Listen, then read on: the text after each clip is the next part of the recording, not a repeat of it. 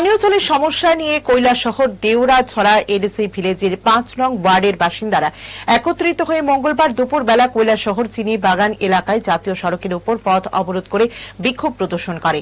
অবরোধকারীদের অভিযোগ, বিগত এক সপ্তাহ ধরে এই এলাকায় পানীয় জলের তীব্র সমস্যা দেখা দিয়েছে।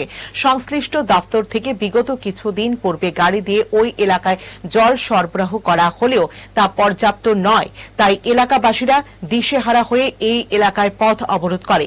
এই পথ অবরোধ করার ফলে শত শত যানবাহন রাস্তার মধ্যে আটকে পড়ে, যার ফলে যানজটের সৃষ্টি হয়। ঘটনার খবর পেয়ে ঘটনাস্থলে ছুটে যায় কৈলাসহর থানার ওসি সুকান্ত সেন চৌধুরীর নেতৃত্বে বিশাল পুলিশ ও টিএসআর বাহিনী। পাশাপাশি ঘটনাস্থলে ছুটে যায় ডিডব্লিউএস দপ্তরের কর্মকর্তা সহ বিজেপি জনজাতি মোর্চার রাজ্য কমিটির সদস্য জোসেফ ডার্লাং। তারা অবরোধকারীদের সাথে আলোচনা করেন এবং সংশ্লিষ্ট দপ্তর এই বিষয়টি দেখবেন বলে আশ্বাস দিলে অবরোধকারীরা তাদের আশ্বাসে অবরোধ মুক্ত করে নেয়। এখানে রাস্তা কেটে অবরোধ করছেন? আপনার এখানে কয়দিন থেকে জল নাই?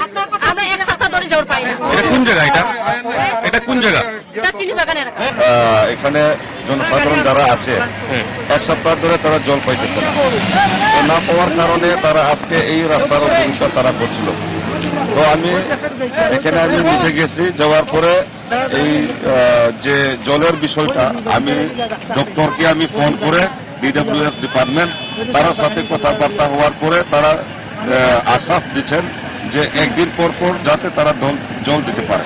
তো তারাও কইতেছে, অফিসরাও কইতেছে একদিন পর পর আমরা জল যদি দেই তাহলে আমরাও কুলাইতে পারবো। এটা কোন পঞ্চায়েতের অন্তর্গত? দেউরাছড়া। কয় নম্বর ওয়ার্ড পরে? ৫ নম্বর ওয়ার্ড।